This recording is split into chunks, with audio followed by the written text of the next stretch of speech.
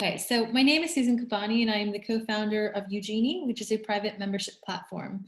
And we work with a variety of different membership types across Eugenie on setting up and running and engaging their members and their membership. A lot of the basics that you need in a social community versus a business community in a non-for-profit are very, very similar. And so today's webinar is going to be broken up into two parts. One is going to be the basics of, why people run memberships, what are the benefits, what a membership is, what the different types are you equipped or are you the right person to be running the membership, who your ideal client is. So we're going to run through all those, but most importantly, we're also going to talk about promoting your membership. And the quote of "build it and they will come" doesn't necessarily work in the when you're launching and building a membership. So it's really important to look at that promotional strategy as well. So I've already introduced myself. And like I said, the key questions we're going to hit before I just jump in are: what is a membership model? Why do you want to set up a membership? What will your membership be about? Have you established that you are an expert in that industry or in that niche? Do you have an audience that is ready to become a member? What are you going to deliver to your members? And then we will also touch upon the technology as well. I do think that a lot of things in terms of technology can be, depends on the budget, depends on your expertise. And so if you have questions on technologies I don't touch upon today, feel free again to put them into the chat because I am quite familiar with lots of things that I may not reference today. So let's look at why people run memberships and why they launch them. What is the purpose of them? For most people, when they're looking to launch a membership, it's about money. It's about increasing their revenue in their business. It's about having the stability of cash flow. So ultimately, when you run a membership model, understanding your numbers in terms of monthly revenue, annual revenue, and there's pros and cons of doing models with monthly versus annual memberships, but it helps you simply forecast your cash flow, which is really important for a lot of businesses. And one of the reasons I also hear quite a lot is that people want to build passive income. They want to build a system which just gives them recurring passive income. And although that can very effectively be done, it does take quite a lot of hard work to get to that point before you're building that membership that is just giving you that constant revenue, on a recurring basis. I think with memberships, actually, the work doesn't stop, but it is much heavier in the beginning when you're first setting it all up. Memberships can also be great on building loyalty and lowering marketing costs. And so when you're launching a membership or trying to get people into a membership or community, you're going to have a level of a marketing cost. And we call that the acquisition, cost of acquisition. For Eugenie, for example, when we're doing Facebook ads or Google ads and we get someone onto the website, that's, getting them to the website. But getting them to convert into a client is our cost of acquisition. And so once we've actually got someone in a membership and they're already buying from us in terms of being a member, we don't have to remarket to that person. So they're already in the membership, lowering our marketing costs, but also we're building that loyalty and trust so that as we launch new and additional things with them, if we're going to launch if you're a coach and you want to launch a different program, if you are, Costa Coffee and you launch a Costa Coffee membership, you're going to constantly be upselling them. Like I said, there's lots of different types of memberships. But ultimately, you're going to build that loyalty and you're going to be able to resell to your customer. Now, lowering the cost of business as well. I mean, one of the reasons people also launch membership communities that are free or customer communities is that it can lower the cost of customer service. It can lower the cost of doing business as well. So when we look at the membership model, especially in the online format, if we're doing online events, then having one person or having 100 people costs you the same. So the cost of running an event or cost of creating an asset is the same. It's a fixed cost, but the cost of the value per person that you're delivering it to gets lower and lower. So we're not working with a product here that needs to be replicated. You can already replicate it with the online model. You get direct and quick feedback as well. Members are going to give you honest and often feedback. Generally, from my opinion, we get a lot of what's going wrong more than what's going right. But when we talk about platforms and looking at analytics of what's working, what's not working, you can take a look at what engagement people are having with platforms. I mean, today we're not going to focus on how to keep people engaged and retaining. Today is very much the basics of setting up a membership. But you want to take a look at the feedback you're getting, both actually written, but also on behavior. You can run a membership for creating an impact in your industry. So it might be that, for example, in Eugenie, we're going to launch a membership for people who run memberships. And so the idea being that we want to be known as people who help other people run memberships. And obviously we have the technology, but we also have the know-how. So we want to create that impact and build that community. And we can do that, again, much easier at that one-to-many model. And then access to exclusive data. And especially if you want to understand if there's trends within the industry in which you're choosing to run your membership in, that data that you're having on usage and what people are looking at can also be quite valuable. So it's a very, it's very lucrative to run a membership, especially if you can get it set up and make it successful, but it is difficult. So let's jump into, again, in a few minutes, why, again, you would want to do that in terms of why do you want to create a membership? I would ask yourself that question before you're going into it. Try to identify from that list above what your reason is to do that.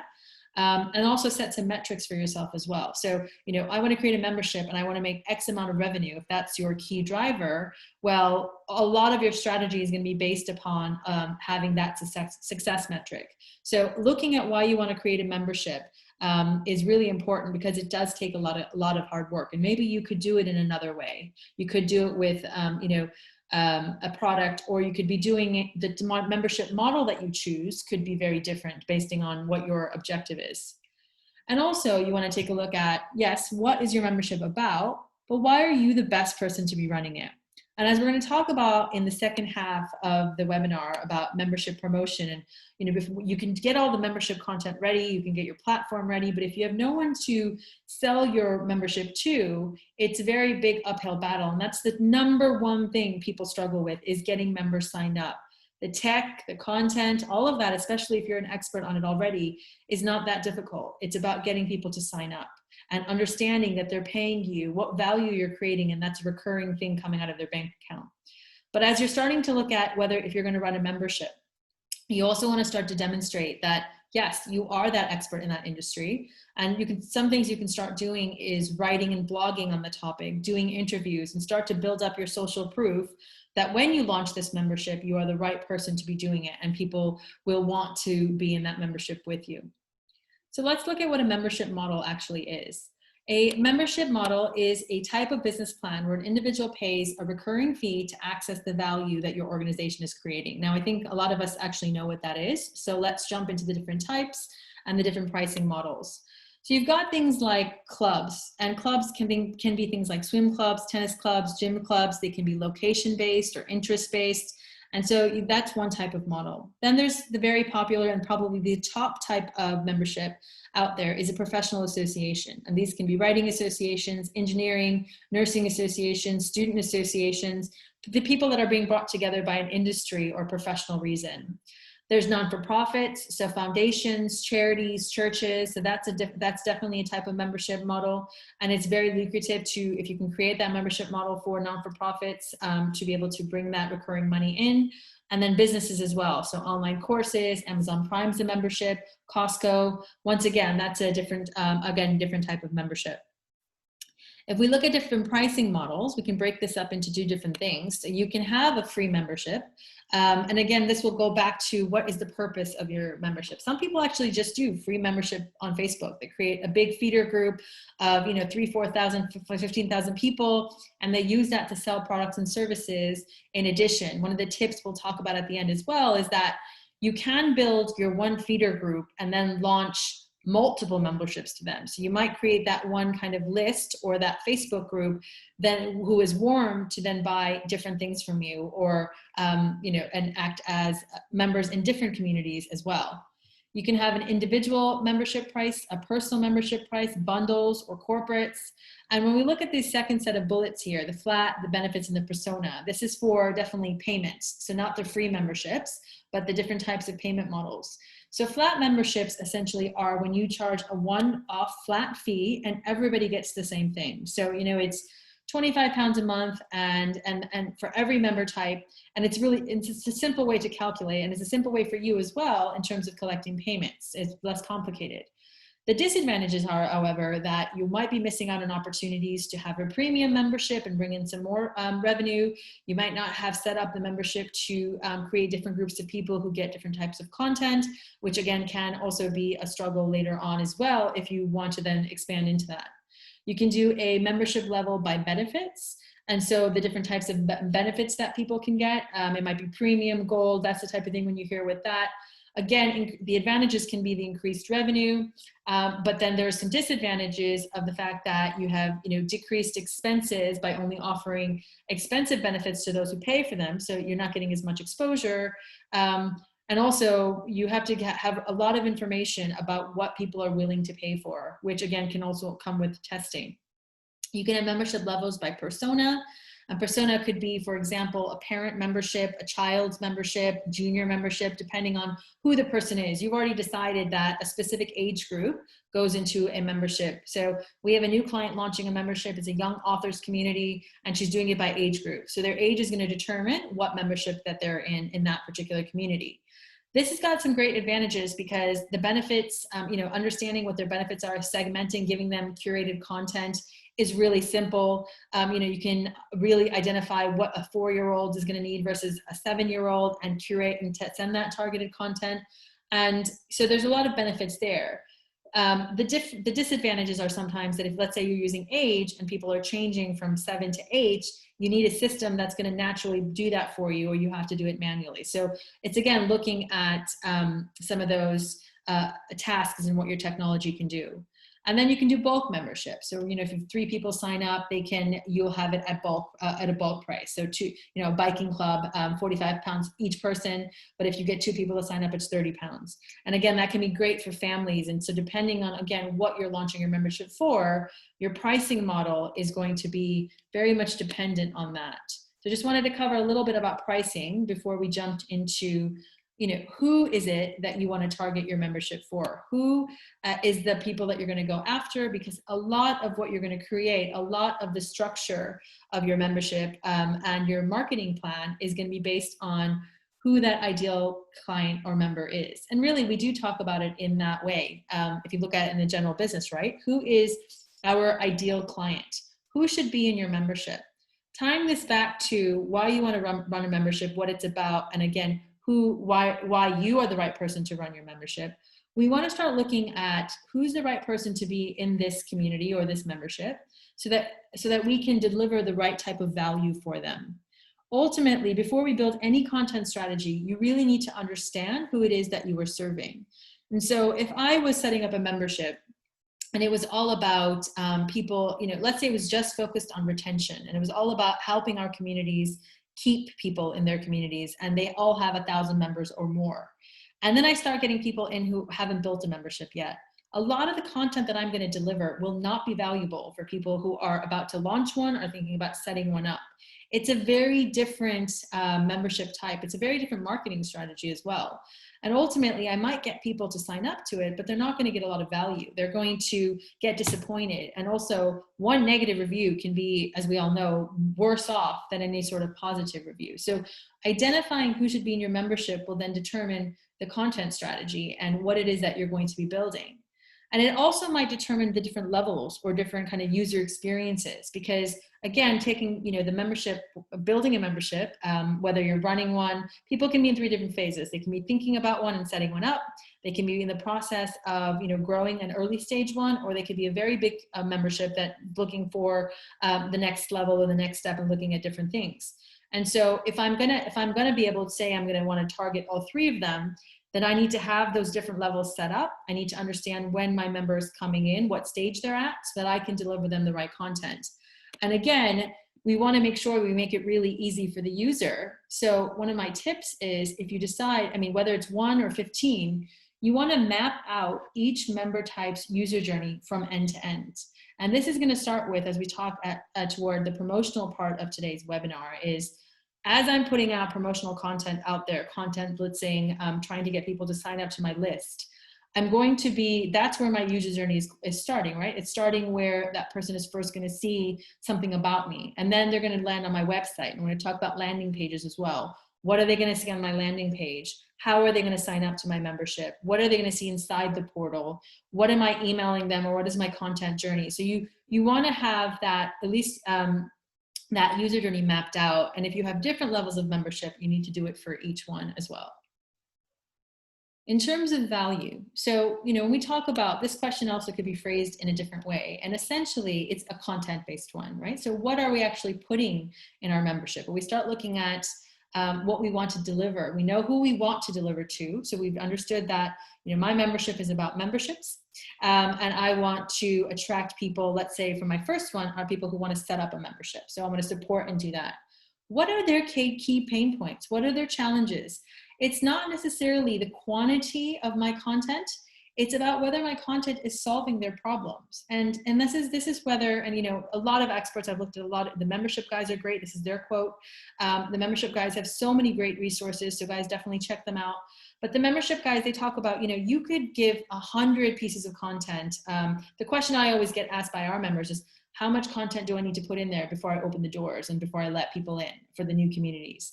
And I'm always saying, I'm sorry, it depends. It depends on who the community is and what it's for. But ultimately, what we need to look at is why people are going to join, what is their key pain point, and how am I going to solve that for them? How is the content that I'm delivering? It might be that, I've talked to communities before where the members are paying for the monthly call with the expert. And, they're not looking at the other content, but they're coming up for the call. And they're happily paying the 20 pounds a month, even though she's done all this work on all this other content, they're happily paying for the call. So again, you can look at that behavior. If you jumped ahead at looking at behavior, monitoring what is valuable with what people, and then you can tweak your strategy. But it really is all about what value can my content deliver for my customer's core problem. And if I can solve that and they can feel like, yes, I'm getting value because it's helping me solve that problem, then creating that recurring thing will be very helpful. So if we just look at the types of things that you can share, looking at, the types of content you're putting into your membership, there's quite a lot of things you can do. Courses, live webinars or training calls. In my experience, a lot of times the live stuff, the training calls, the member calls are a big part of what people are paying for. And, especially in a lot of our coaching communities, they're definitely showing up in those calls and getting quite a lot of value. And it's part of the stickiness of what the members are paying for when we get feedback from them. Content archives, so having access to lots of resources, whether that's if you're a content marketer and you're setting up a content marketing membership, a lot of different tips and quick ways of setting up funnels and the different automations, that could be a membership. But having access to all of that content. We have a new client who's setting up a resource hub on her website. So it's not necessarily purely membership, but using Eugenie to just put all of her video content, all of her resources, so people can go to one place because social media can get so busy. The community forum, right? So are you coming for access to other members of the community, the peer-to-peer interaction? Is that a big part of what you want to deliver as content? Now, a lot in the Basics of Online Community webinar, when we talk about building a successful online community, it is about that community forum. You want to make sure you are encouraging people to talk to one another. And a lot of times that's also one of the reasons people join. So I was looking on LinkedIn today and this woman was like, it's a really hard time with COVID at the moment. I'm in these professional associations, my money is tight, but ultimately I don't want to leave it because I want to be talking to other people in the industry to understand what's going on with them. And, those relationships are really, really important. You might have downloads for exclusive content.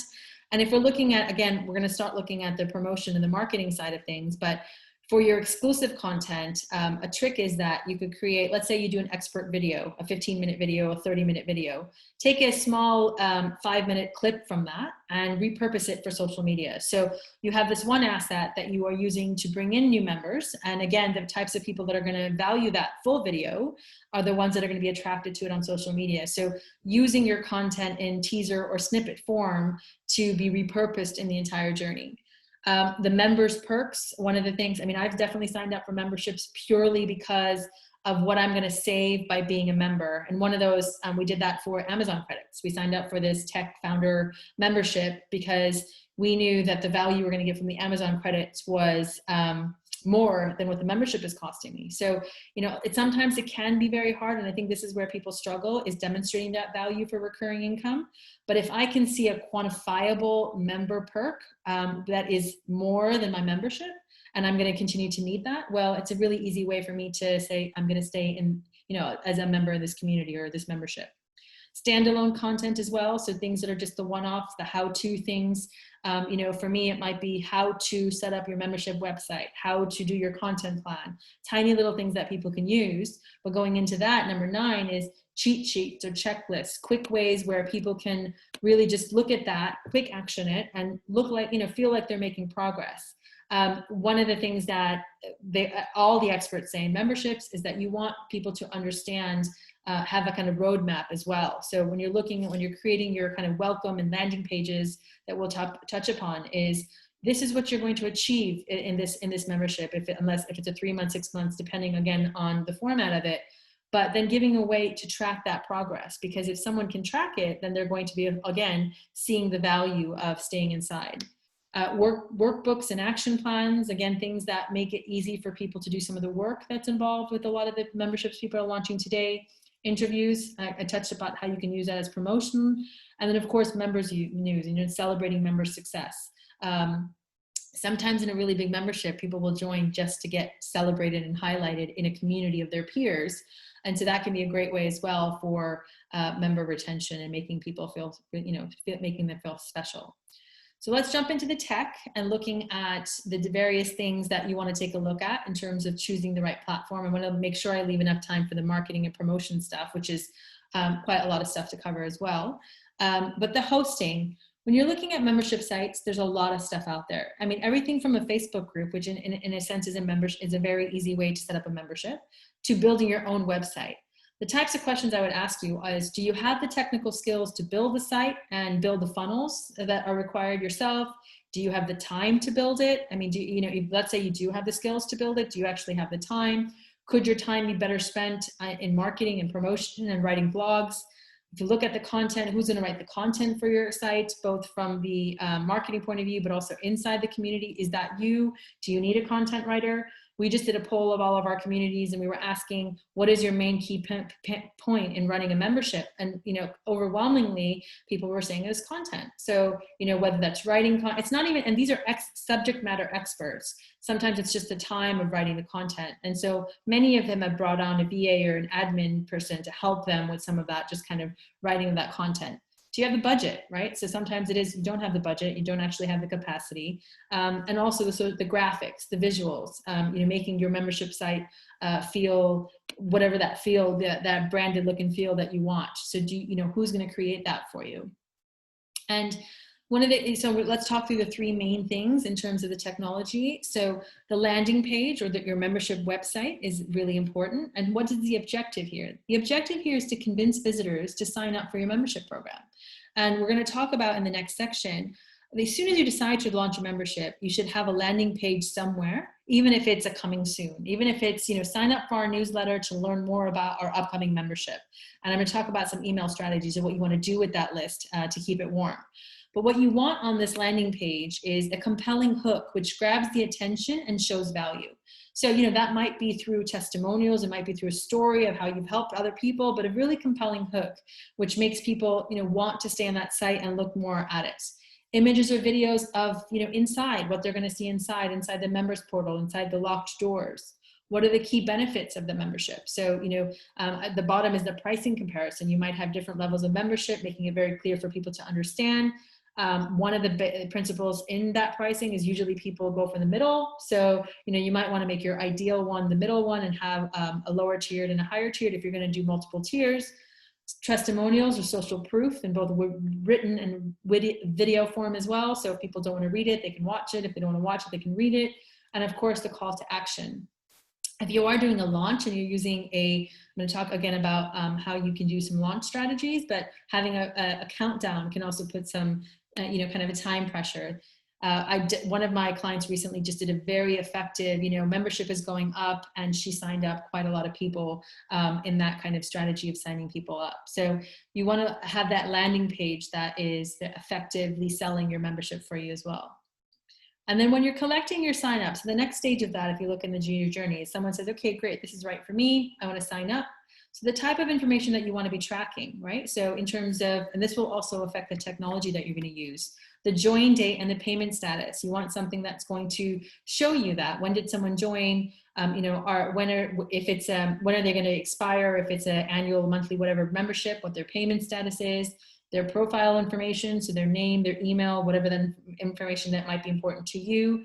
And if you can get, I mean, a lot of times people don't like filling out cumbersome processes. So on the other side, of course, we built Udemy from scratch and we look at UX and user design. It is about making it as simple as possible. So you may not make these mandatory questions, but it would be probably good for you from a market point of view, right? So reason for joining, why have they joined? How did they hear about you? So which part of your marketing funnel is working? And if you are a charity or a non-for-profit, a willingness to volunteer. So maybe you'll get some people who will be able to help you and support you in one way or another. So getting some of that information in the sign up process that you can then really keep track of and be monitoring.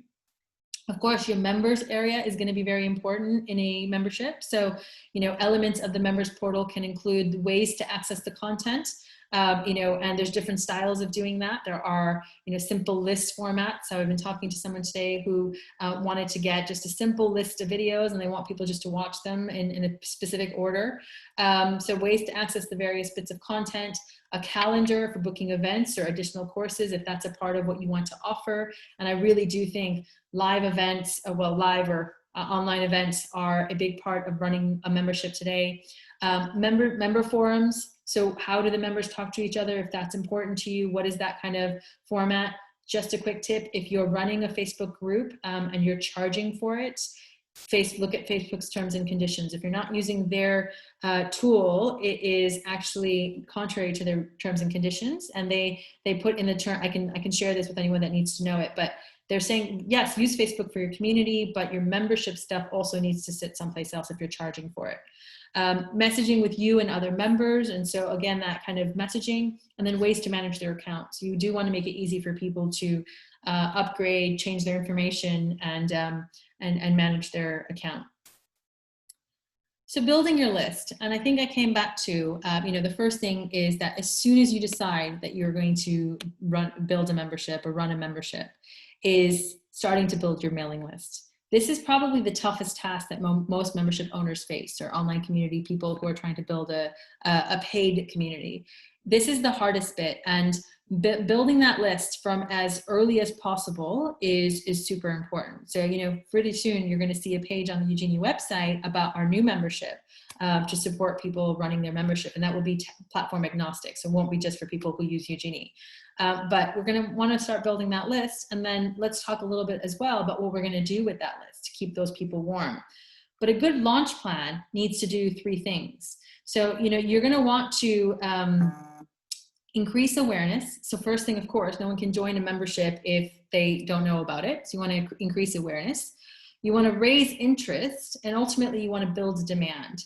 Because what we're trying to do here is build a list of people who are primed to become your members, right? So as soon as you open the doors, or as soon as you start sending out your launch webinar, whatever what you might be doing, these people are already primed to want to join that. And most people say, when you're looking at, there's a great Facebook group called Membership and Subscriptions run by Stu McLaren, very good at what he does in terms of helping people with the strategies of launching a membership. And a lot of time in there, it's about building that audience so that will then convert into members. And email marketing is still one of the best ways to do it for sure. But I've also seen people do it very effectively by building a large feeder Facebook group. If your audience is there. So I'm not saying, sometimes people always say to me, Susan, you're saying you're building an alternative to Facebook. Do you not like Facebook? No, I'm very active on Facebook. I like it for certain things. I know I think it's just about understanding what Facebook is about. And if your audience is there, because it might not be, your audience might be on LinkedIn, it might be on Instagram. So also understanding which channel is going to be the most effective in helping you build your list. But you want to start priming those people to be able to engage and sign up. So what are some of the strategies that you can use when you are trying to build that list? So it's both about the strategies of building the list for people who are going to be primed, but also then, of course, the ones that are ready for becoming a member for your specific niche or your industry. So free training, free video courses. You can either do it in terms of email. I mean, it can be as simple as email, a 3-part course on, if your membership is all going to be about, for example, confidence. So you can do a 3-part video series on building confidence, and you can just email it out and drip feed it. You could do a launch webinar on the topic, and really put some paid media behind it to do some teasing campaigns, some content blitz, but doing a webinar can be a great way to build a list. Run a teaser campaign as well, where your audience is, to build up that list. So, it was a small example, but this week I was doing tips on social media across our different platforms and the various tips on building a membership, trying to lead up to today.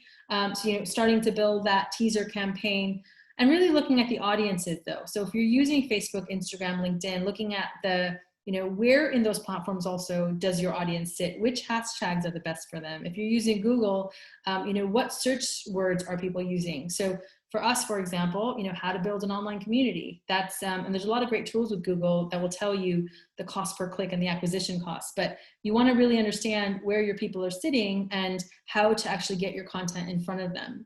And then orchestrating a content blitz, right? So seeking out blogs, podcasts, interviews, your own social media and content, getting featured on, for me, it'd be great if I could get on one of these industry experts that I refer to and learn from, right? Getting on their blog and about what Eugenie can do. So also getting that kind of, if we go back to looking at why me, why am I the right person to be running this membership?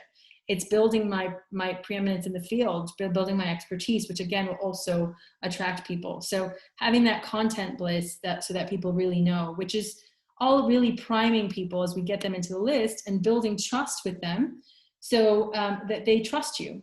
And part of that, once you get them into the email campaign, is sending content to support them with their key problem. So that's not the only thing you do with the email list, but one of the key things is starting to demonstrate, showing them the value that you will be able to deliver inside the membership. So, it might be that you take tips of what you're about to launch in your content plan, because as much as I say, you're building your list, you are also building your content plan. In the early days of launching the membership, there are tech things you're learning, you're trying to get people onboarded, and you want to clean up all of you're going to learn a lot by doing. So I never say that, everything cannot be perfect for the first launch, for sure. You just do it and get people in. But while you're building your funnel, you are also building your content plan. So you can drip feed some of the value to your email list. And it might be, for me, again, the top 10 membership platforms, and send that email out to the list. And so again, showing them that value before we've even launched the membership can be great.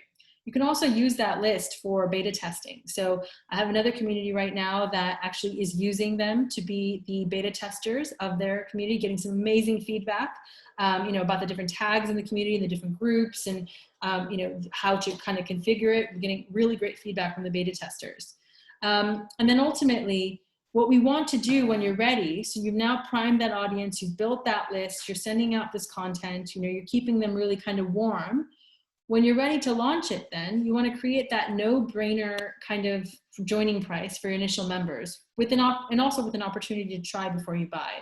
A lot of people want to know what they're going to get before they're going to sign up for a paid something, but you want to create that kind of, what a lot of times membership people do is they'll say, for the founding members, there's a lifetime price of X, and this is what ultimately somebody can get locked into, or even if that's monthly, so it might be $19.99 a month for your life, and if the price goes up, you're not going to necessarily raise it for them. And so you want to create that no-brainer price. Now, some people also say that they will give their some founding members a free membership as well, because what you want to have is people in the membership that also engage, especially if community is a strong part of what you want to do. So offering that free level to a certain number of people just to have that membership, that interaction, is a strategy that some people use, if not giving them, kind of a really low price just to build that first one. And then the final tip that I want to leave you guys with, and then I'll open it up for questions, is building that membership site on a separate site or a free funnel group. And again, we've got people who might want to launch multiple memberships, and with someone who's just launching lots of memberships, making it work, they will create a large group and then sell different memberships and different products to that large feeder group. The value and the trust that you're building by giving something away for free and it makes it much easier that when you then say, well, hey, look, we've now launched our membership hub, we've launched our community, we've launched this course.